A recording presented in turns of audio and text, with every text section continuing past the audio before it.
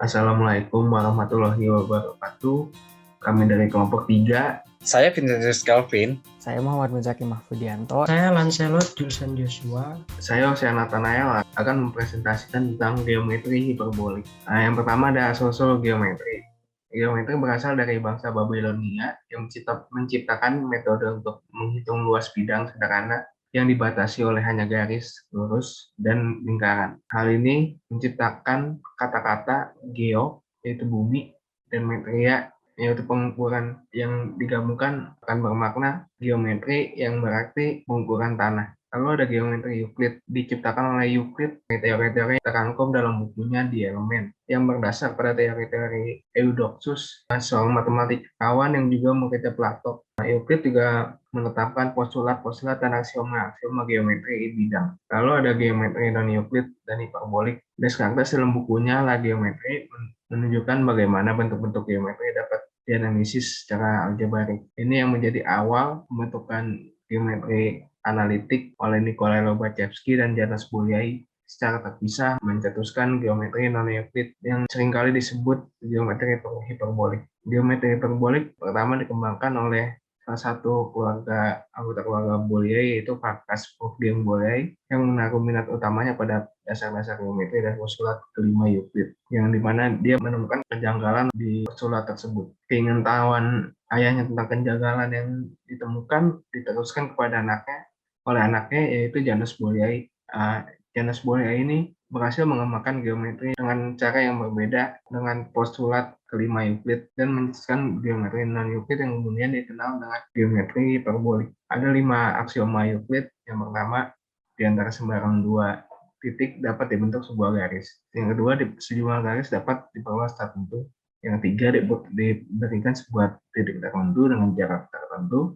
Sebuah lingkaran dapat dibentuk dengan membangun titik-titik yang berjarak sama dengan titik tertentu sebagai pusatnya. Yang keempat, semua sudut siku-siku adalah kongruen. Yang kelima, diberikan sembarang 2 garis dalam bidang datar jika garis ketiga yang memotong garis sedemikian sehingga 2 sudut dalam sepihak pada salah satu sisinya pada L kurang dari 2 buah sudut siku-siku, maka kedua garis yang kontinu tidak tentu akan bertemu pada sisi tersebut pada L di mana sudut-sudutnya kurang dari 2 sudut siku-siku. Saya Vincentius Calvin dengan NPM 14011020030 akan melanjutkan presentasi. Kelemahan geometri Euclid. Kelemahan yang ditemukan matematikawan dalam postulat kelima Euclid. Para matematikawan mencoba untuk mengurai kelemahan-kelemahan pada geometri Euclid. Kelemahan-kelemahan tersebut adalah 1. Euclid berusaha untuk mendefinisikan semuanya dalam geometri, sampai titik dan garis. Kedua, postulat kelima dari Euclid yang terkenal dengan postulat kesejajaran terlalu panjang, sehingga merisaukan para matematikawan. Beberapa matematikawan menganggap bahwa postulat kelima itu bukan postulat, dan dapat dibuktikan dengan postulat yang lain. Usaha untuk membuktikan postulat kelima ini berlangsung sejak Euclid masih hidup sampai kira-kira sekitar tahun 1820. Tokoh-tokoh yang berusaha membuktikan hal ini antara lain Proclus dari Alexandria, Girolamo Saccheri dari Italia, Carl Friedrich Gauss dari Jerman, Wolfgang Farkas Bolyai dari Hongaria, dan anaknya Janusz Bolyai, dan juga Nikolai Lobachevsky. Pengkajian Lobachevsky sudah dimulainya tahun 1823, dan pada tahun 1826, ia mulai mendalami Gauss' alternate to the parallel postulate. Menurutnya, postulat Gauss bersifat independen terhadap keempat postulat Euclid dan dapat menciptakan geometri baru. Lobachevsky menyebutkan dengan geometri imajiner karena ketiadaan model yang dapat mewakilinya dan ketiadaan aplikasi pada dunia fisik yang nyata. Menurutnya, geometri yang dihasilkannya murni hanya permainan otak dan hasil deduksi matematika saja. Namun, ia juga punya keyakinan bahwa model untuk geometri imajiner tersebut ada dan dapat dibuat. Keyakinan tersebut belakangan terbukti benar setelah Poincare, Klein, dan Esser berhasil membuat model untuk geometri baru tersebut. Lobachevsky dapat menjelaskan bahwa postulat kelima Euclid bukanlah suatu teorema, dan menyatakan bahwa postulat kelima Euclid dapat digantikan oleh postulat lainnya sehingga diperoleh geometri baru. Disebut postulat kesejajaran Lobachevsky, yaitu melalui suatu titik P yang terletak di luar garis L, terdapat tepat dua garis yang melalui titik P dan sejajar garis tersebut. Aksioma Euclid.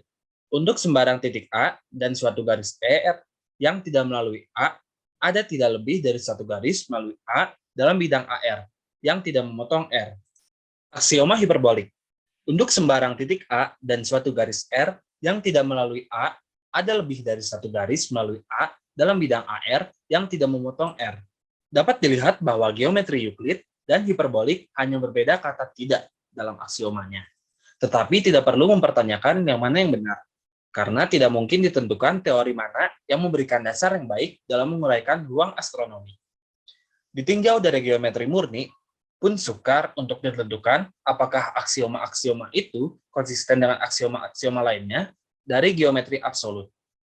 Kita sudah harus puas dengan konsistensi relatif yang terdapat jika dalam masing-masing geometri didapatkan model untuk geometri lainnya. Sudut kesejajaran dalam geometri hiperbolik. Kita dapatkan dua garis melalui titik A di luar garis R yang sejajar dengan R. Kedua garis yang melalui A dan sejajar R membentuk sudut NAM.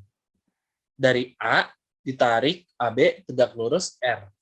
Refleksi terhadap AB menunjukkan bahwa sudut BAM dan sudut BAN sama, dan keduanya lancip.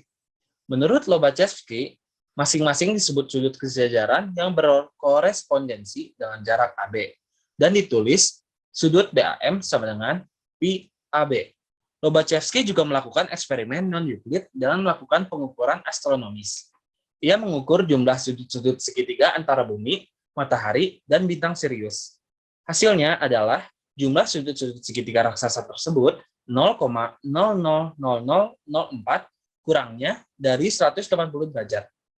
Eksperimen ini sesuai dengan hasil dalam geometri hiperbolik, bahwa jumlah sudut-sudut segitiga kurang dari 180. Tetapi karena kurangnya sangat kecil dibandingkan dengan kesalahan pengukuran, maka eksperimen Lobachevsky dapat diabaikan sebagai bukti empirik adanya semesta yang bergaya geometri hiperbolik. Saya Muhammad Muzaki Mahfudianto, NPM 14011200042 akan melanjutkan presentasi ini. Pada tahun 1868, Beltrami memberikan model nyata dari geometri Lobachevsky. Beltrami membuat model geometri non-Euclid 2 dimensi di dalam geometri Euclid 3 dimensi. Hasilnya adalah suatu permukaan yang disebut pseudosphere. Untuk permukaan geometri yang dibuatnya memiliki kemiripan dengan Lobachevsky's plane. Dari kurva bidang berbentuk traktris dan dengan memutarnya mengitari sumbu Y akan diperoleh pseudosphere. Ternyata dari bentuk traktris diperoleh suatu pseudosphere, dan karena pseudosphere mempunyai kurvatur negatif, maka Beltrami berhasil memperlihatkan bahwa sistem geometri hiperbolik konsisten. Berkaitan dengan hal ini, geometri hiperbolik disebut juga geometri pseudospheric. Karena geometri dalam pseudosphere tidak lain merupakan bidang atau plane Lobachevsky, di dalam dunia nyata sehari-hari juga dapat dijumpai benda konkret yang bergaya geometri. Pada tahun 1870, Felix Klein berhasil memberikan penggambaran dari model geometri hiperbolik pada Lobachevsky space, yang merupakan perbaikan model geometri hiperbolik yang dibuat Beltrami. Klein memodelkan bagian interior dari sebuah bola bumi. Titik atau ordinary point adalah bagian dalam suatu lingkaran, sementara garis dalam sebuah bola bumi seperti halnya senar. Sedangkan bidang atau plane adalah sebuah lingkaran yang garis kelilingnya terletak pada permukaan bola bumi. Kemudian selain Felix Klein dan Beltrami, ada juga Julius Henry Poincare. Poincare memberikan kontribusi yang sangat besar dalam perkembangan geometri hiperbolik, terutama dalam bidang Lobachevsky. Karya-karyanya didasarkan dengan mengambil lingkaran dari sebuah bidang, disebut Poincare's disk model. Dan inilah ilustrasi postulat kesejajaran geometri hiperbolik pada model Poincare. Nama saya Lancelot Julsan Joshua, NPM 1401102000060. Sekarang saya akan melanjutkan presentasi. Kali ini mengenai Maurits Cornelis Escher. Siapa sih dia? Dia itu adalah seorang seniman grafis. Escher yang sangat terkenal dengan karya-karya yang sangat melimpah.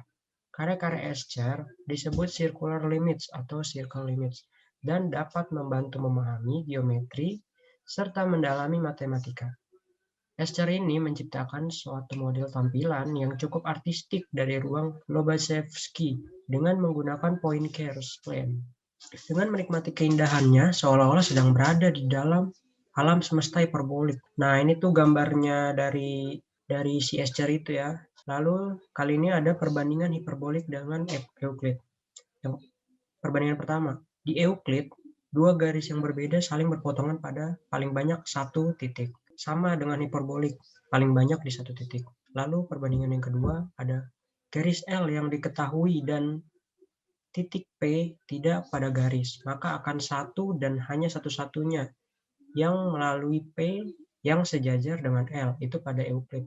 Jika pada hiperbolik, garis L yang diketahui dan titik P tidak pada garis, maka akan ada setidaknya dua garis. Dua. Kalau yang tadi Euclid hanya satu. Dua garis yang melalui P yang sejajar dengan L. Lalu perbandingan ketiga, satu garis akan terpisah menjadi dua bagian oleh satu titik. Itu Euclid dan hiperbolik sama ya. Lalu perbandingan keempat, untuk garis sejajar pada Euclid di mana-mana berjarak sama. Untuk hiperbolik, garis sejajarnya di mana-mana tidak berjarak sama. Lalu perbandingan kelima, untuk sebarang titik A dan suatu garis R yang tidak melalui A, untuk Euclid ada tidak lebih dari satu garis melalui A dalam bidang AR yang tidak memotong R. Sedangkan untuk hiperbolik, untuk sembarang titik A dan suatu garis R yang tidak melalui A, ada lebih dari satu garis melalui A dalam bidang AR yang tidak memotong R. Untuk perbandingan keenam, hipotesis Saccheri yang valid adalah hipotesis sudut siku-siku. Sedangkan untuk hiperbolik, hipotesis Saccheri yang valid adalah hipotesis sudut lancip. Dibandingkan dengan Euclid tadi siku-siku ya. Lalu perbandingan ketujuh, jika suatu garis berpotongan dengan satu dari dua garis jajar, maka garis tersebut haruslah akan memotong garis tersebut. Sedangkan untuk hiperbolik, jika suatu garis berpotongan dengan satu dari dua garis sejajar, maka garis tersebut kemungkinan atau tidak mungkin akan memotong garis tersebut. Lalu ada perbandingan ke-8. Kedua garis yang berbeda akan tegak lurus dengan garis yang sama, maka akan sejajar. Untuk keduanya sama ya. Lalu perbandingan ke-9.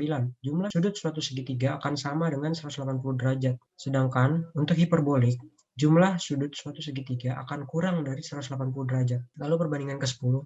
Luas segitiga pada Euclid akan bebas jumlah sudutnya. Sedangkan untuk hiperbolik, luas segitiganya sebanding dengan kekurangan jumlah sudutnya. Lalu perbandingan terakhir, dua segitiga yang memiliki sudut yang sehadap sama besar akan sama besar. Sedangkan untuk hiperbolik, dua segitiga yang memiliki sudut yang sehadap sama besar akan kongruen. Nah, kelompok kami menyimpulkan bahwa geometri hiperbolik adalah satu dari jenis geometri non-Euclid yang lahir dari usaha untuk membuktikan kejanggalan dari postulat kelima dari geometri Euclid. Walaupun usaha itu tidak berhasil, namun dari upaya itu terinspirasilah dan terciptalah suatu jenis geometri baru yaitu geometri hiperbolik. Kita tidak perlu mempertanyakan geometri mana yang benar. Praktis tidak mungkin ditentukan geometri yang mana yang memberikan dasar yang baik untuk dipakai untuk menguraikan ruang astronomi. Baiklah, sekian dari kelompok kami, kurang lebihnya mohon maaf. Terima kasih, sampai jumpa.